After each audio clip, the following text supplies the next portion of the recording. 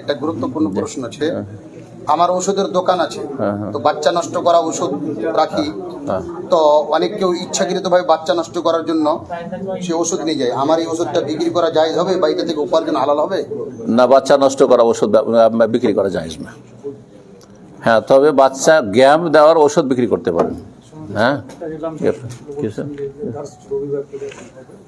শেখ আতিকুল্লাহর দার্স, শেখ আতিকুল্লাহ আর এই যে Sheikh doctor Atiqullah আছেন, ওনার থেকে একটা দার্স এখানে হবে প্রতি রবিবারে। স্কুল কলেজের ছেলেরা দিন শেখানোর জন্য এখানে একটা উদ্যোগ আমাদের পাঠাতে, মাদ্রাসার ছেলেরা তো শিখছে মাশাআল্লাহ, তো ওর দার্স হবে। তো এইখানকার ভাইদেরকে বিশেষ করে বলছি, আর তারা স্কুল ছেলে যারা দায়িত্বশীল আছেন, তাদের ছেলেরা আছে, ছেলেরা এখানে আসবে।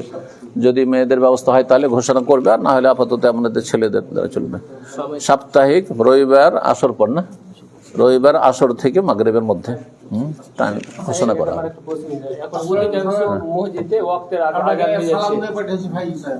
আচ্ছা আচ্ছা, ওয়ালাইকুম আসসালাম ওয়া রাহমাতুল্লাহ। হ্যাঁ হ্যাঁ, আসর আজান ওয়াক্তের আগে কয়টার সময় আজান দিচ্ছে? হ্যাঁ,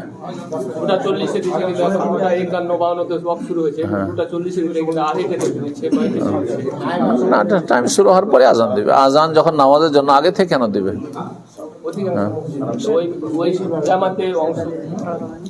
না, নামাজের সময়টা তো ঠিক আছে, কিন্তু আজান দেওয়াটা ঠিক হয় না সময়ের কাবলাল ওয়াক্ত। বর্তমান সিনারি যেটা চলছে আমাদের, ছাত্রছাত্রীরা পড়াশোনা করে, শিক্ষকেরা পড়াশোনা করতেছে, বা হতে পারে শ্রমিকরা পড়াশোনা করে, একটা মব লিঞ্চিং নামে একটা জিনিস বের হয়েছে, অনেক কাফেররা এসে বা গণপিটুনি মেরে দেয়। তো ওই সময় আমাদের রিয়াকশনটা কি হওয়া উচিত? একটা মুসলিম যদি আমরা ছাত্র যাচ্ছি, কি করা উচিত আমাদের? আল্লাহ হেফাজত করুক। তা আমাদের কি করা উচিত? সময় আমরা রিয়াকশন দিব না বসে থাকবো?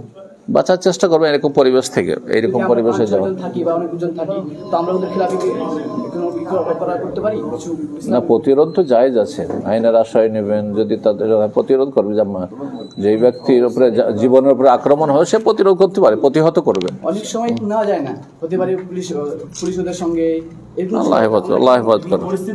হ্যাঁ, এগুলো অবস্থা, হ্যাঁ হ্যাঁ, এগুলোর উত্তর দেওয়া বড় মুশকিল।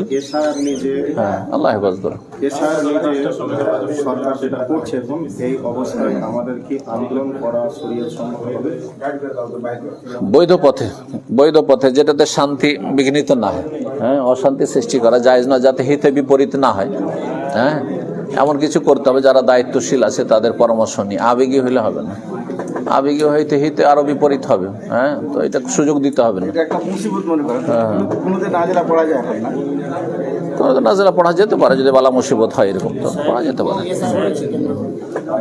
আপনার কাছ থেকে শুনলে অনেকের উপকার হবে। আমাদের যেহেতু আমি মুর্শিদাবাদ থেকে এসেছি, মানে ওখানে যে মাদ্রাসাগুলো আছে বেশিরভাগই যারা বিড়ির কোম্পানি, মানে হারাম ইনকাম আছে, তাদেরকে দাওয়াত হচ্ছে, স্টেজে বসাচ্ছে, কোনোদিন নামাজ টামাজ পড়ছে না, কিন্তু কখনো জ্ঞানী ব্যক্তিদের দাওয়াত দেওয়া হচ্ছে না। এই বিষয়ে দু একটা কথা বললে খুব উপকার হতো। কি বলে কি করে, মাদ্রাসা চলছে ওগুলো দিয়ে কি করবে ওরা বলবে। এটা আল্লাহ হেদায়েত করে সবাইকে। হ্যাঁ, যারা হারাম এই উপার্জন করছে তাদেরকে আল্লাহ হেদায়েত করুক, আর যারা মাদ্রাসা চালাতে পারছে না তারা আল্লাহর কাছে যতটা পারে জবাব দিবে। আমি পলাশী থেকে এসেছি। বারাকাল্লাহ ফিক। ঠিক আছে, মাগরিব পড়ো, মাগরিব পড়ে তারপরে সালাম দোয়া করে চলে যাবেন ইনশাআল্লাহ। রাত হয়ে যাচ্ছে, এগুলো ফিরে নেওয়া যায়।